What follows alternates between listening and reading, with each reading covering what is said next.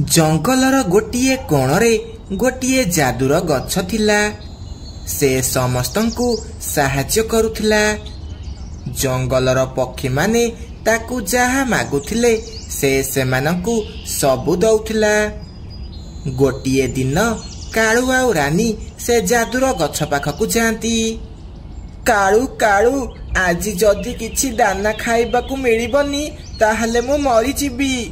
जंगल सारा दाना खोजी खोजी मु पूरा थकी गलानी। तू तो सकाळू मक्का दाना खाइचु, मु तो किछि भी खाइनी। जदि ए गछ आमकु किछि साहाय्य करंता ताहले भल हुअंता। जदि ए गछरे फल हेइथांता ताहले आमे किछि खाइथांते। सेमानंको कथा सुनी से जादूर गछ कथा कहिबाकु लागे। मु गोटे जादूर गछ, मु बहुत वर्ष हेला सबु पक्षी मानंकु साहाय्य करुची। एहा सुनी काळू आउ रानी खुशी रे डेइबाकु लागंती। कौन तमे गोटे जादूर गछ? जादूर गछ जादूर गछ, आमे बहुत भोकिला अछु, आमको किछि खाइबाकु दियो। कुह तमे माने कौन खाइब? पक्षी मानक खाइबा ना मनीष मानक खाइबा? मनीष मानक खाइबा। आमको मनीष मानक खाइबा दियो। गोटे बड़ पिज्जा आउ बर्गर दियो। एतिकी कहू कहू जादूर गछ सेमानंकु गोटे बड़ पिज्जा आउ गोटे बर्गर दिए। एहा देखी काळू आउ रानी बहुत खुशी होई जांती आउ मजा करी खाइबाकु लागंती। आउ गोटे कथा सुन, जदि जंगल रे कोनोसी पक्षी भोकिला अछंती ताहले मते आसी कहिब, मु सेमानंकु भी खाइबाकु देबी। हाँ हाँ जादूर गछ, आमे सेमानंकु भी तम पाखकु पठेइबु। एहा कही सेमाने दुई जण घरकु जिबाकु लागंती। बाटरे सेमानंकु मिट्टू सुआ देखा हुए। आरे काळू, ए स्वादिष्ट खाइबा कोठु आनिलु? मते कह, मु भी आनिबी। एइटा आमको गोटे जादूर। काळू पाटी चुप कर, ए खाइबा में मनीष मानक पाखरु आनिचु। एहा कही सेमाने दुई जण सेठारु जिबाकु लागंती। रानी, तू मते मिट्टू को सत कहिबाकु मना कोन पई कलु? काहेकि ना मु तम भଳି पागल नुह। एबे देख, मु खाइबा बदल रे केमिति पक्षी मानकु निज चाकर करिकी रखिबी, तांको द्वारा मोर सब काम करेइबी। रानी, तू सतरे बहुत चालाक। गोटिए दिन रानी सकाळू सकाळू से जादूर गछ पाखकु जाए। जादूर गछ, मते किछि फल देई पारिब? मो पड़ोसी पक्षी बहुत भोकिला अछंती, मते तांको पई किछि खाइबा दियो। बहुत भल कलु, तू मो पाखकु चली आसिलु। एतिकी कहू कहू जादूर गछ रानी को बहुत सारा फल दिए। तापरे रानी से फल नेई जंगल चली जाए। रानी रानी, मते किछि फल दउनु? हाँ हाँ, फल मिलिब। तू जा, मो पाई जंगलरू सुखिला काठ आनिकी आसिबु, तापरे मु जाई तते फल देबी। एहा सुनी मिट्टू खुशी हो जाए। तापरे से जंगल को जाई सुखिला काठ हाणिबाकु लागे। तापरे से सुखिला काठ नेई रानी पाखकु गला। आउ ताकू सुखिला काठ देई मिठा पिठा फल नेला। बाटरे ताकू मीनू चढ़ई देखाला। मिट्टू भाई, ए मिठा फल कोठु आनिल? मीनू, मु ए मिठा फल रानी पाखरु आनिची। तू भी रानी पाखकु जा, से तते मिठा फल देब। तापरे मीनू रानी घरकु जिबाकु लागे। रानी रानी, मते मिट्टू भाई कहिले तू कौन समस्तंकु मिठा फल दउचु? हाँ, समस्तंकु मिठा फल मिलिब, किंतु ता बदल रे मोर किछि काम करिबाकु पड़िब। तोर जदि मिठा फल दरकार ताहले मोर रोसई घर को जा, आउ मो बासन सबु सफा करे। ए कथा सुनी मीनू रानी रो रोसई घर को जाए। आउ ता बासन सबु सफा करिबाकु लागे। तापरे रानी ताकु मिठा फल दिए। तापरे एमिति सबुदिन रानी से जादूर गछ पाखकु जाए आउ ताठू मिठा फल आणे आउ सबु पक्षी मानकु चाकर भली काम कराए। रानी मते मिठा फल मिलिब, प्रथमे मो घर पूरा सफा करे तापरे तते जाई मिठा फल मिलिब। गोटिए दिन रानी जेतेबेले मिठा फल आनिबाकू जादुई गछ पाखकू जाउथिला सेतिकी बेले मिटू ता पछे पछे जाए आउ से जेतेबेले जादुई गछरू फल आणे ए सबु मिटू देखि दिए। अच्छा ए रानी ताहाले आम ना कहिकी मिठा फल आणुची आउ आमकू चाकर भली काम करे कि आमकू मिठा फल दउची। एहा कही मिटू जंगल को जाए आउ सबु पक्षी मानकू ए सबु विषय रे कुहे। आमे समस्ते जिबा आउ से जादुई गछ को सबु सत सत कहिबा तापरे से जादुई गछ आमकू भी फल देब।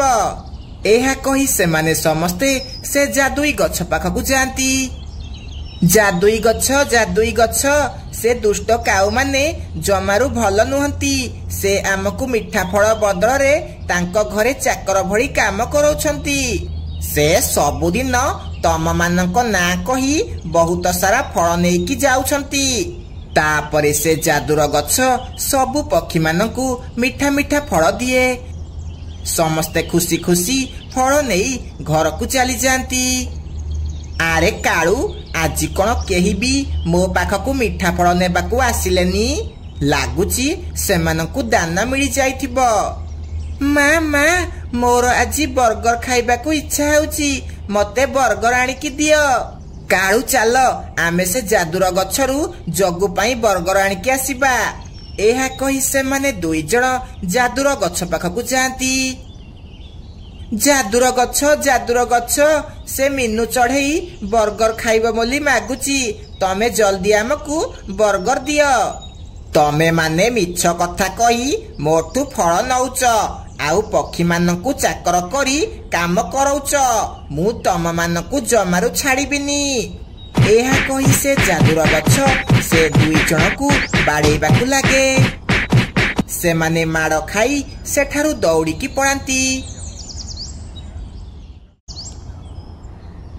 कालू आउ रानी घर पाखरे बंटी पारार आंब बगीचा थिला।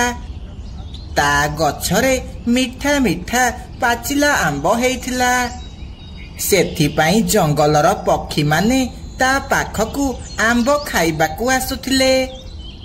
कालू ए मिठा मिठा आंब बास्ना रे मो नाक कण हेइ जाउची, इच्छा हेउची एबे जाइकी सबु आंब खाइदेबी।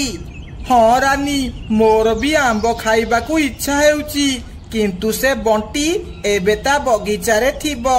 जदि आमे एबे चोरी करिबाकू जिबा ताहाले धरा पड़ी जिबा। राती हऊ आमे जाइकी सबु आंब चोरेइकी आनिबा हेरी। नाई कालू मोर एबे आंब खाइबाकू इच्छा हेउची, तमे मते एबे आंब आनिकी दियो।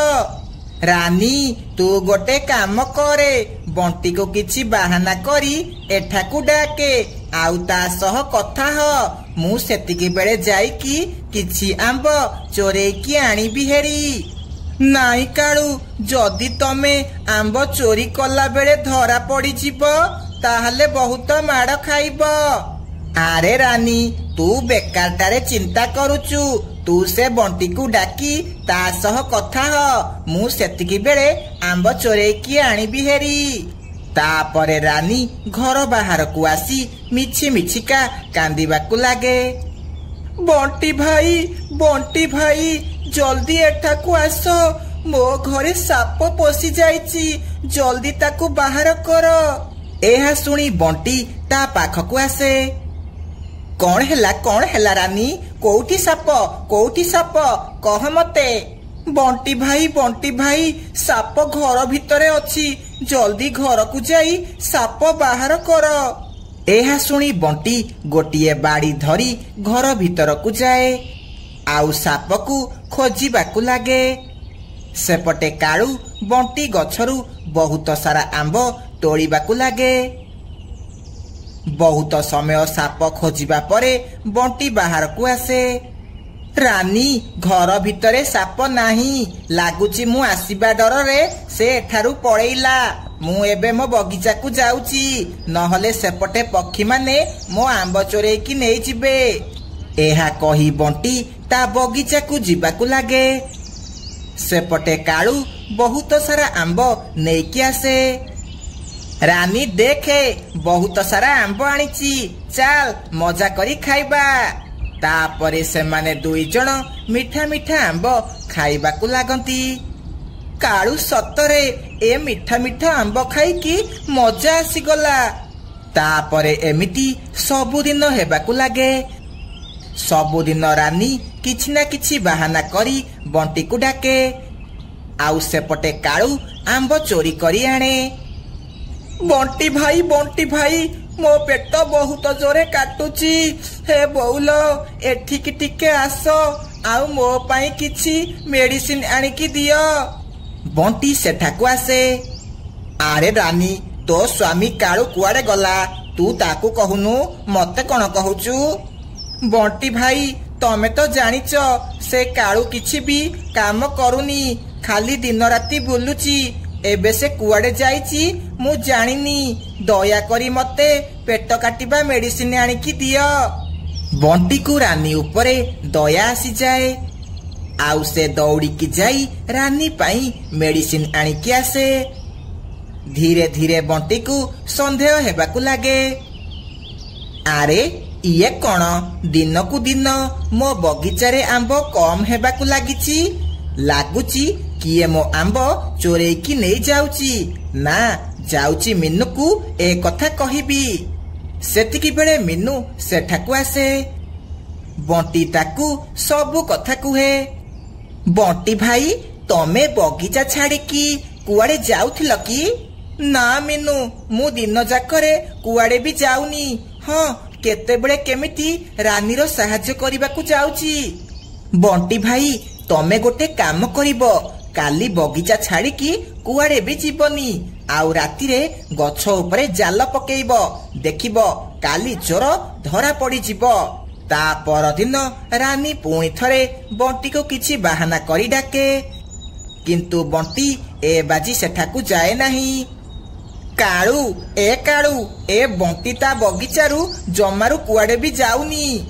ରାନୀ, ତୁ ବ୍ୟସ୍ତ ହନି। ବଣ୍ଟି ଯେତେବେଳେ ରାତିରେ ଶୋଇ ପଡିବ, ଆମେ ଆମ୍ବ ଚୋରି କରିବାକୁ ଯିବା, ହେଲା? ମିନୁ କହିବା ଅନୁସାରେ ବଣ୍ଟି ତା ଗଛ ଉପରେ ଜାଲ ପକେଇ ଦେଇଥିଲା।